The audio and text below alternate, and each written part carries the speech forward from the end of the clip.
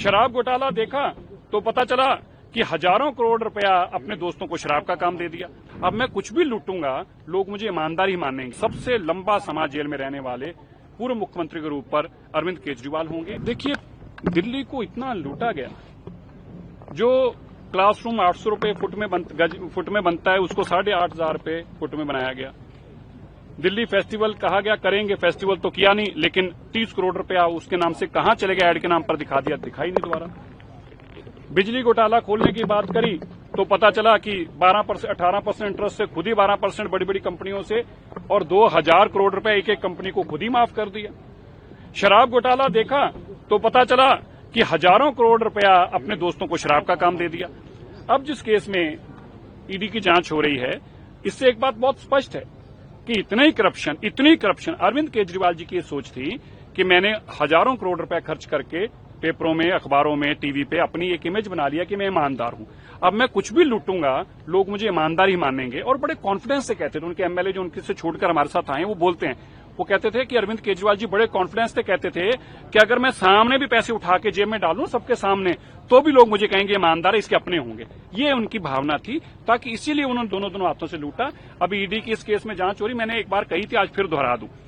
लालू प्रसाद यादव जी के बाद अरविंद केजरीवाल जी सबसे ज्यादा समय जेल में रहने वाले साबका मुख्यमंत्री और उस वक्त के मुख्यमंत्री थे ही, जब 6 महीने लगा के आए जेल में, तो सबसे लंबा समय जेल में रहने वाले पूर्व मुख्यमंत्री के रूप पर अरविंद केजरीवाल होंगे। एक दूसरी बात, अगले 10 साल उनके इतने घोटाले उन्होंने किए हैं कि अगर रोज के हिसाब से भी ट्रायल शुरू करे तो भी 10 सालों में उनकी ट्रायलें नहीं पूरी हो सकती, जितने उन्होंने हर चीज में घोटाला है। अभी ये सिर्फ दिल्ली के घोटाले हैं, पंजाब के घोटाले अभी अलग से हैं। उनके ऊपर जब कार्रवाई होगी, किस तरह से बेकसूर लोगों को मारा जा रहा है, किस तरह से एक्सटॉर्शन की जा रही है, पैसे की एक्सटॉर्शन बिजनेसमैन से करते हैं, फिर उन लोगों को जो नहीं देते तो मरवाते हैं, और फिर जिनसे मरवाते हैं फिर उनका भी इनकाउंटर कर देते हैं। जब इनकी सीबीआई जांच होगी तो बहुत सारी चीजें और भी पड़ते निकल के आएंगी।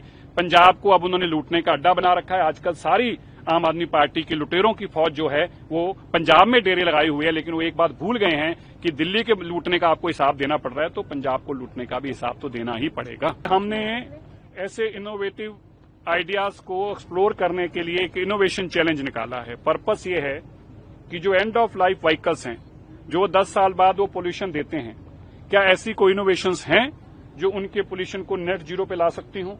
बहुत सारे लोगों ने हमें अप्रोच किया और बहुत सारे उन्होंने हमें चीजें दिखाई।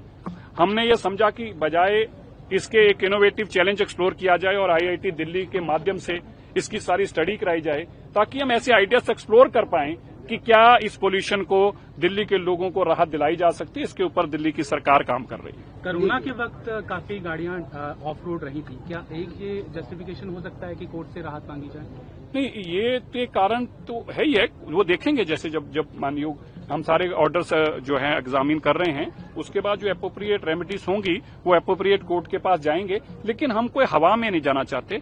हम अपनी पूरी स्टडीज को लेकर, पूरे आंकड़ों को लेकर हम ठीक कैसे कर सकते हैं, हम ठीक क्या कर रहे हैं, हमने क्या क्या इनोवेटिव काम किए हैं, हमने क्या क्या जमीन धरातल पे काम किए हैं जिसके कारण पोल्यूशन कम होता दिख रहा है, इन सब आंकड़ों के साथ हम एक्सप्लोर कर रहे हैं कि हम क्या क्या कर सकते हैं और किस किस कोर्ट को जाके दरवाजा खड़का सकते हैं।